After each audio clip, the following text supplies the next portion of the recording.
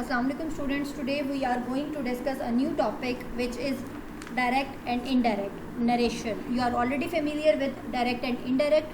In grade 10 you have done this direct and indirect speech. So today we will discuss the direct and indirect speech, or we usually call it narration. So it is in your resource pack. It is unit number 45, 46, 47 and 48. All these units are related to direct and indirect or narrations. So let's start it. Direct and indirect speech. Direct speech as it is clear from the name, जैसे नाम से जाहिर है direct speech का मतलब ये कि when you communicate with someone directly, जब आप किसी से कम्युनिकेट करते हैं डायरेक्टली. और indirect means that when you convey what you want to say, जो आप कहना चाहते हैं जब आप उसको कन्वे करते हैं किसी थर्ड पर्सन के थ्रू या किसी सेकंड पर्सन के through, that is said to be indirect speech. For example, मिसाल के तौर पर जो बात मैं आपसे डायरेक्टली कर रही हूँ वो एक डायरेक्ट स्पीच है, लेकिन अगर मैं आप तक बात किसी दूसरे पर्सन या किसी थर्ड पर्सन के थ्रू आप तक सेंड कर रही हूँ तो that is an indirect speech. For example, अगर मैं आपसे क्लास में डायरेक्टली ये कहती हूँ कि स्टूडेंट्स आपने you need to submit this assignment by tomorrow, so ये एक डायरेक्ट स्पीच है, मैं आपसे डायरेक्टली कम्युनिकेट कर रही हूँ.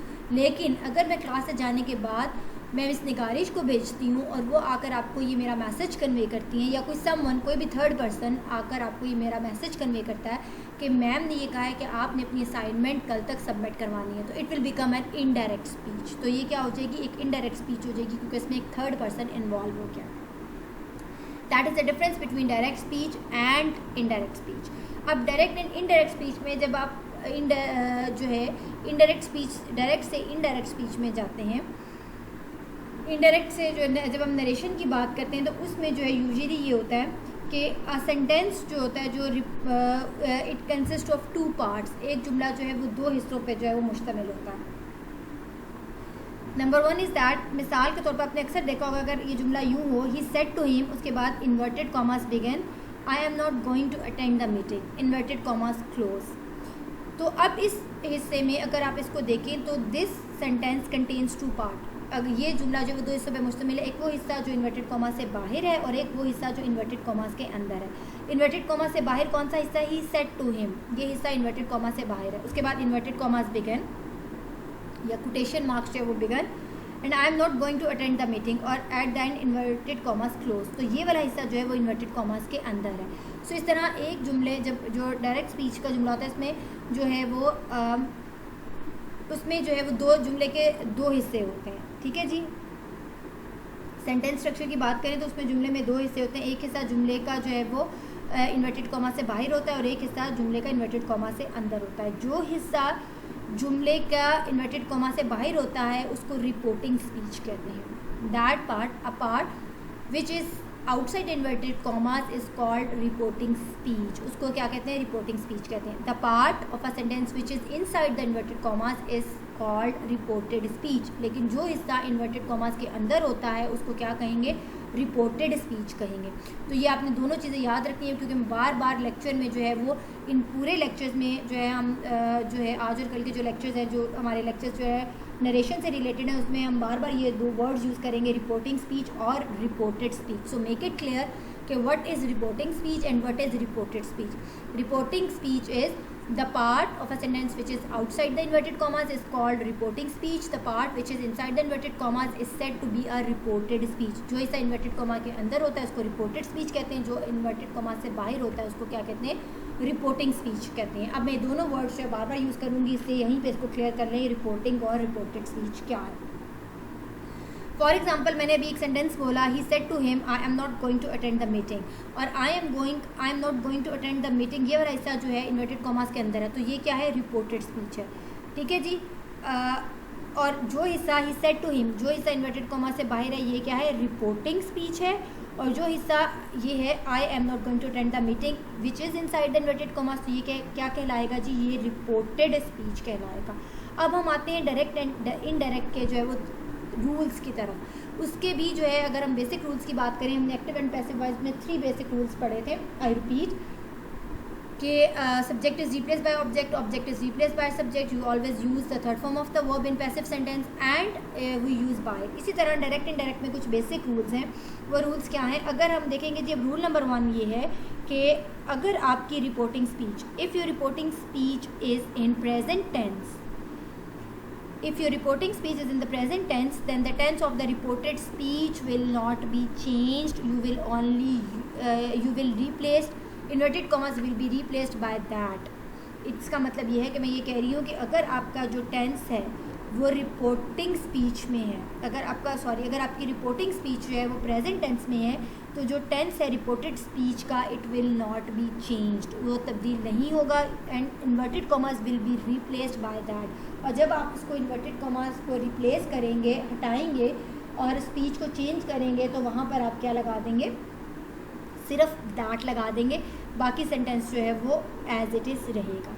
मिसाल के तौर पर मैं ये कह रही हूँ कि रूल नंबर 1 मैं आपको ये बता रही हूँ कि if the tense of reporting speech, अब रिपोर्टिंग स्पीच कौन सी थी, जो मैंने अभी ऊपर एक एग्जांपल दी थी, ही सेड टू हिम, अगर ये प्रेजेंट में हो, यानी कि सेड टू की बजाय क्या हो, सेज हो, ही सेज टू हिम, तो ये रिपोर्टिंग स्पीच किस में आ गई, प्रेजेंट में आ गई।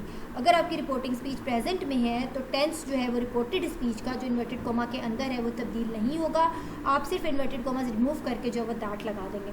मिसाल के तौर पर he says to him, he says to him, inverted commas begin, I am not going to attend the meeting। अब ज़रा थोड़ा सा गौर करें कि जो रिपोर्टिंग स्पीच है कौन सी वाली, जो इन्वर्टेड कॉमा से बाहर थी, वो किस में है, he says, प्रेजेंट टेंस में है। तो मैं ये कह रही हूँ कि अगर ये प्रेजेंट टेंस में होगी तो जो टेंस होगा रिपोर्टेड स्पीच का वो तब्दील नहीं होगा, you will only remove the inverted commas and you will replace the inverted commas with that. आप सिर्फ जो है वो जब उसको चेंज करेंगे नरेशन को, तो आप अंदर वाला टेंस चेंज नहीं करेंगे बल्कि इन्वर्टेड कॉमास को रिमूव करके दैट लगा देंगे। For example he says to him, inverted commas will be replaced by that, इसकी जगह दैट आ जाएगा, I am not going to attend. अब आई जो है फर्स्ट सब्जेक्ट के अकॉर्डिंगली चेंज होगा, आई किस में चेंज हो जाएगा, ही में, ही के साथ इज़ आता है, he is not going to attend the meeting, तो ये आपकी जो है वो आप डायरेक्ट से इनडायरेक्ट नरेशन में जो है वो चलेगा। ठीक है जी, तो इस तरह से आप इसकी नरेशन चेंज करेंगे। ये था रूल नंबर 1। रूल नंबर 2 क्या है, रूल नंबर 2 ये है कि if reporting speech is in future tense, अगर आपकी रिपोर्टिंग स्पीच जो है वो फ्यूचर टेंस में है, तो then the tense of the reported speech will not be change, it will also remain the same, you will only remove the inverted commas and you will replace inverted commas with that, और आप जो है inverted commas को replace कर लेंगे और उसकी जगह पर दैट लगा देंगे। अब यानी कि इसको एग्जाम्पल से समझे कि अगर वही वाला सेंटेंस हम दोबारा देखें, अब जैसे he will say to him, अब यहाँ पर आप देखें तो रिपोर्टिंग स्पीच किस में आ गई, फ्यूचर टेंस में। मैंने भी यही रूल बताया, रूल नंबर 2, कि if reporting speech is in the future tense then the tense of the reported speech will remain the same. और आगे क्या था जी जुमला हमारा, कि I am not going to attend the meeting, inverted commas close. Now you can see that कि reporting speech is in the future tense, और मैंने भी रूल ये बताया कि अगर ये फ्यूचर टेंस में होगी, पहले मैंने बताया कि अगर ये प्रेजेंट टेंस में होगी तो भी जो है वो रिपोर्टेड स्पीच का टेंस चेंज नहीं होगा। रिपोर्टेड स्पीच कौन सी है, जो इन्वर्टेड कॉमास के अंदर है। इसी तरह मैं ये कह रही हूँ कि if the reporting speech is in the future tense then again जो टेंस है रिपोर्टेड स्पीच का वो तब्दील नहीं होगा। क्लियर। अब इस जुमले को जब आप नरेशन चेंज करेंगे तो क्या हो जाएगा, he will say to him, inverted commas will be removed and will be replaced by that, I am not going to attend the meeting, तो ये क्या हो जाएगा, he is not going to attend the meeting. You can see that दोनों का tense same है। जब आपके पास ये था कि he will say to him, जब इन्वर्टेड कॉमास में रिपोर्टेड स्पीच था कि I am not going to attend the meeting, ये कौन सा टेंस था, प्रेजेंट कंटिन्यूस। और जब आपने इसको चेंज किया तब आपने सिर्फ दैट लगाया और टेंस जो है वो सेम रहा, he is not going to attend the meeting, ये भी क्या है, प्रेजेंट कंटिन्यूस है, तो tense will remain the same. अब मैं दोबारा इन दोनों रूल्स को रिपीट कर देती हूँ कि if that reporting speech is in the present tense और in the future tense then the tense of the reported speech will not be changed, you will only remove the inverted commas and the inverted commas will be replaced by that।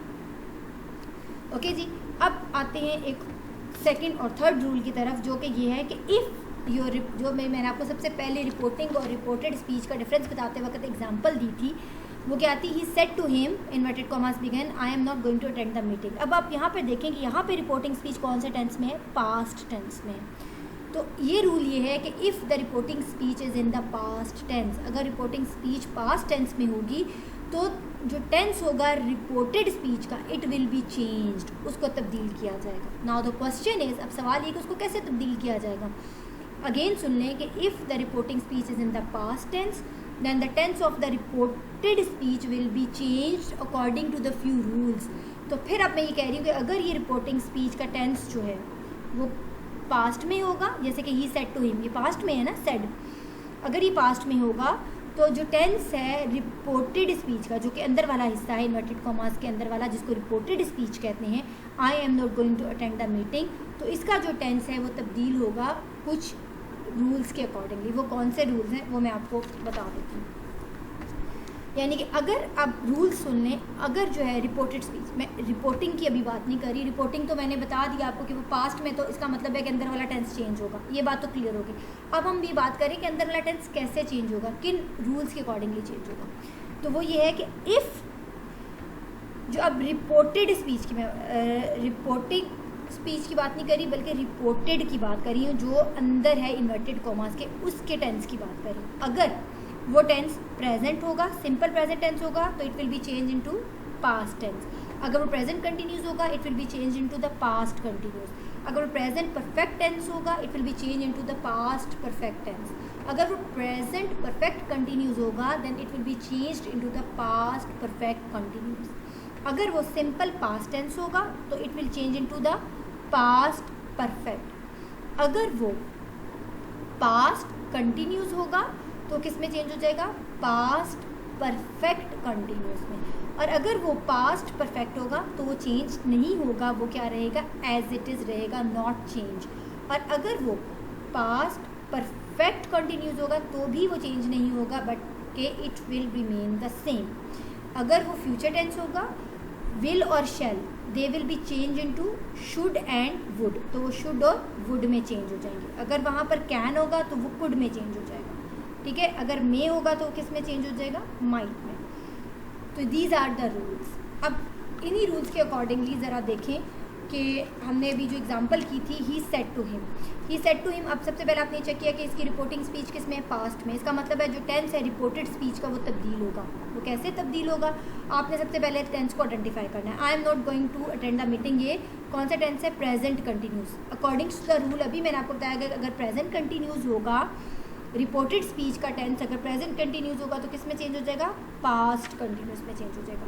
तो फिर आप इसकी narration कैसे change करेंगे, he said to him, he asked him. Said to को हम change कर देंगे जी, आस्क्ड में. सेड टू को की जगह, पूरे की जगह आप आस्क लगा देंगे. He asked him, inverted commas remove करेंगे, उसकी जगह आप दैट लगाएंगे. और उसके बाद I am not going to attend the meeting, ये प्रेजेंट कंटिन्यूस है, रूल्स के अकॉर्डिंगली पास्ट कंटिन्यूस में चेंज हो जाएगा. तो आई किस में चेंज हो जाएगा, ही में. He was not going to attend the meeting. I repeat, he asked him that he asked him that he was not going to attend the meeting. Clear? He asked him that he was not going to attend the meeting. So these are the rules. In rules के तहत जो है आप इसको जो है वो change करेंगे. ये आपके पास जो है वो हमारे पास जो है वो उस एक्सरसाइज में थोड़ा सा डिफरेंट तरीके से है. इसको जब हम एक्सरसाइज जो है वो करेंगे तो it will be more clear to you. ये आपको मज़ीद जो है वो क्लियर हो जाएगा. उससे पहले आप इस लेक्चर को अच्छी तरह सुन लीजिएगा ताकि आपको ये जो है रूल्स जो है वो क्लियर हो जाए. फॉर एग्ज़ाम्पल मैं आपको एक और एग्ज़ाम्पल दे देती हूँ कि Ali said I am feeling ill. अब ये देखिए सेड जो है वो क्या है, पास्ट में, तो इसका मतलब है जो अंदर वाला टेंस है वो चेंज होगा. Ali said that he was feeling ill. ठीक है जी. तो इस तरह से जो है वो आपने सारे रूल्स को जो है गो थ्रू करना है. If you will feel any confusion you may ask me in zoom class. Thank you.